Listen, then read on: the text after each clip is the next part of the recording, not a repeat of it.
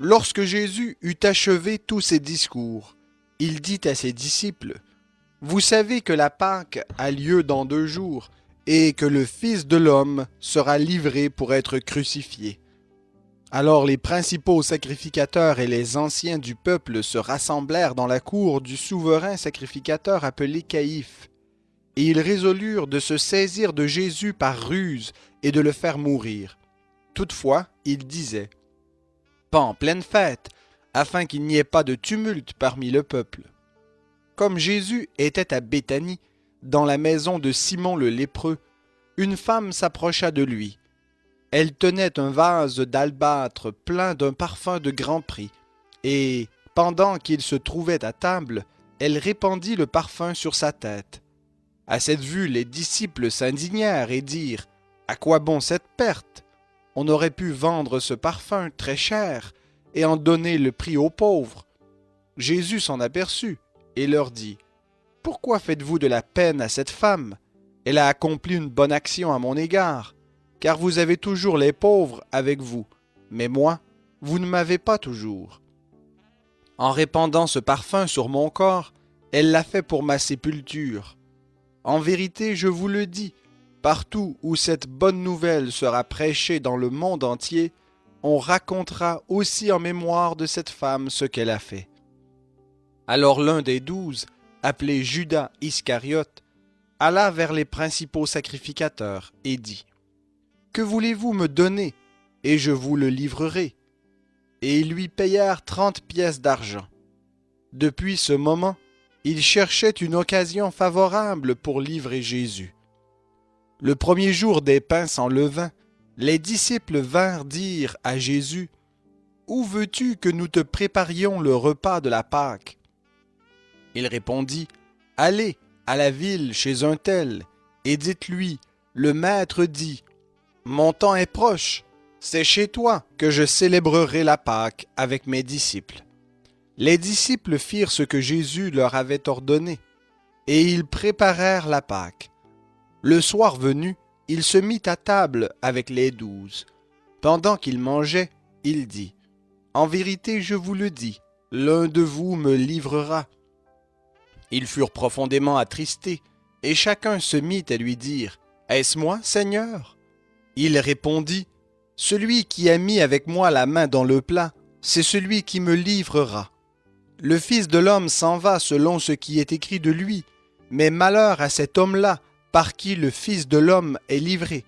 Mieux vaudrait pour cet homme n'être jamais né. » Judas, qui le livrait, prit la parole et dit, « Est-ce moi, Rabbi? » Jésus lui répondit, « Tu l'as dit. » Pendant qu'il mangeait, Jésus prit du pain, et après avoir dit la bénédiction, il le rompit et le donna aux disciples, en disant, « Prenez, mangez, ceci est mon corps. » Il prit ensuite une coupe, et après avoir rendu grâce, il la leur donna, en disant, « Buvez-en tous, car ceci est mon sang, le sang de l'alliance, qui est répandu pour beaucoup, pour le pardon des péchés. Je vous le dis, je ne boirai plus désormais de ce fruit de la vigne, jusqu'au jour où j'en boirai du nouveau avec vous dans le royaume de mon Père. » Après avoir chanté les psaumes, ils se rendirent au mont des Oliviers. Alors Jésus leur dit, « Je serai pour vous tous cette nuit une occasion de chute, car il est écrit, je frapperai le berger, et les brebis du troupeau seront dispersées. Mais après ma résurrection, je vous précéderai en Galilée. » Pierre prit la parole et lui dit, « Quand tu serais pour tous une occasion de chute, tu ne le seras jamais pour moi. » Jésus lui dit, « En vérité, je te le dis, cette nuit même, avant que le coq chante, tu me renieras 3 fois. » Pierre lui répondit, « Quand il me faudrait mourir avec toi, je ne te renierai point. » Et tous les disciples dirent de même. Là-dessus, Jésus alla avec eux dans le lieu dit Gethsémané, et il dit aux disciples, « Asseyez-vous ici, pendant que je m'éloignerai pour prier. » Il prit avec lui Pierre et les 2 fils de Zébédée, et il commença à être saisi de tristesse et d'angoisse. Il leur dit alors, « Mon âme est triste jusqu'à la mort, Restez ici et veillez avec moi. » Puis il s'avança un peu, se jeta la face contre terre et pria ainsi. « Mon Père, s'il est possible que cette coupe s'éloigne de moi, toutefois non pas comme je veux, mais comme tu veux. » Il revint vers les disciples qu'il trouva endormis. Il dit à Pierre, « Vous n'avez donc pas été capable de veiller 1 heure avec moi. Veillez et priez, afin de ne pas entrer en tentation. L'esprit est bien disposé, mais la chair est faible. » Il s'éloigna une 2e fois et pria ainsi. « Mon Père, s'il n'est pas possible que cette coupe s'éloigne sans que je la boive, que ta volonté soit faite. » Il revint et les trouva encore endormis, car leurs yeux étaient appesantis. Il les quitta, s'éloigna de nouveau et pria pour la 3e fois en répétant les mêmes paroles. Puis il revint vers ses disciples et leur dit, « Vous dormez maintenant, et vous vous reposez. Voici que l'heure est proche où le Fils de l'homme va être livré aux mains des pécheurs. Levez-vous, allons, celui qui me livre s'approche. » Comme il parlait encore, Judas, l'un des 12, arriva et avec lui une foule nombreuse armée d'épées et de bâtons, envoyés par les principaux sacrificateurs et par les anciens du peuple. Celui qui le livrait leur avait donné ce signe, « Celui à qui je donnerai un baiser, c'est lui, saisissez-le. » Aussitôt, il s'approcha de Jésus en disant, « Salut, Rabbi !» et il l'embrassa. Jésus lui dit, « Ami, ce que tu es venu faire, fais-le. » Alors ces gens s'avancèrent, portèrent les mains sur Jésus et le saisirent. Un de ceux qui étaient avec Jésus étendit la main, tira son épée, frappa le serviteur du souverain sacrificateur et lui emporta l'oreille. Alors Jésus lui dit, « Remets ton épée à sa place, car tous ceux qui prendront l'épée périront par l'épée.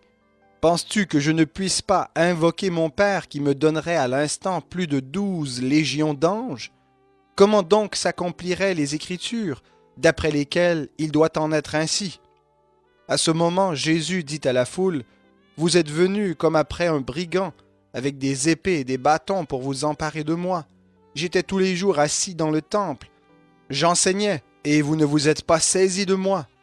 Mais tout cela est arrivé afin que les écrits des prophètes soient accomplis. » Alors tous les disciples l'abandonnèrent et prirent la fuite.